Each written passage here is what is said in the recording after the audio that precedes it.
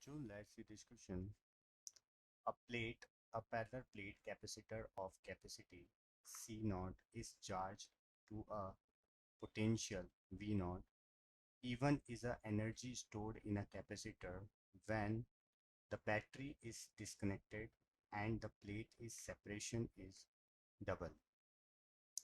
And E2 is the energy stored in a capacitor when the charging battery is kept connected and separation between the capacitor plate is doubled. Find the ratio E1 upon E2. सबसे पहले हम बात करते हैं की concept की. Concept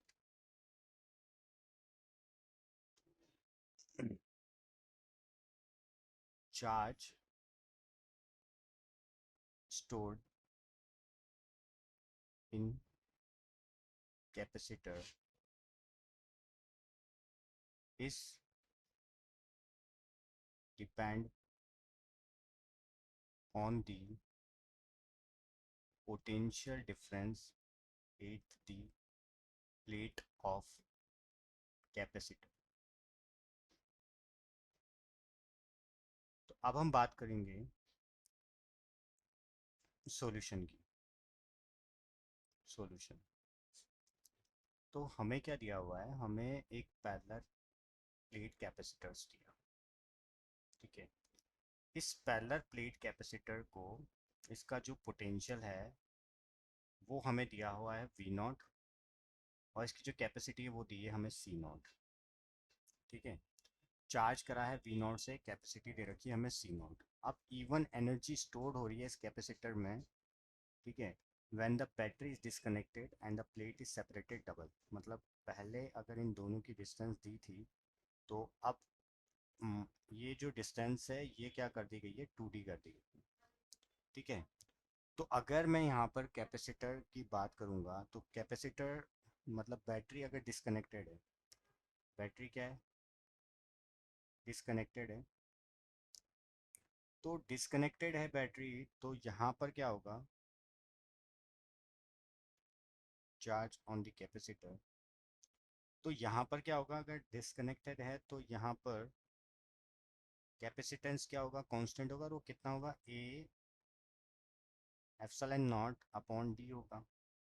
अब इन्होंने क्या कहा है कि व्हेन डी इज डबल, अगर डबल कर देंगे हम तो जो कैपेसिटेंस है वो क्या हो जाएगा, उसका हाफ हो जाएगा. करेक्ट. नाउ मैं क्या लिख सकता हूँ कि जो C1 है वो हाफ है C2 का, C का हाफ है. ठीक है, तो यहाँ से मैं क्या लिख सकता हूँ, Q बराबर C1V1. तो मैं क्या लिख सकता हूँ, C/2V. करेक्ट. तो अब हमें तो पोटेंशियल की बात करते हैं. अगर मैं पोटेंशियल की बात करूँ यहाँ पर तो पोटेंशियल क्या हो जाएगा, तो V1 क्या हो जाएगा, पहले 2/QC. और Q/C मतलब किसके इक्वल हो गया, V के. मतलब पहले का पोटेंशियल क्या हो गया है, डबल हो गया. ठीक है, तो अब मेरे को पता है कि एनर्जी का जो रिलेशन होता है वो क्या होता है, हाफ CV² होता है. तो यहाँ से मेरा जो E1 आ जाएगा वो हाफ C की वैल्यू आ जाएगी C/2 और V की वैल्यू आ जाएगी यहाँ पर 2V का होल स्क्वायर. तो क्या आ जाएगा मेरा, CV² आ जाएगा E1. ठीक है, अब कंडीशन क्या है कि व्हाट वी आर डूइंग कि हमने इस कैपेसिटर को कनेक्ट कर दिया है. ठीक है, अब when the battery is connected we does not change. अब अगर मैंने क्या करा है यहाँ पर, energy stored in the capacitor when the charging battery is kept connected, अगर मैंने इसको कनेक्टेड ही रखा.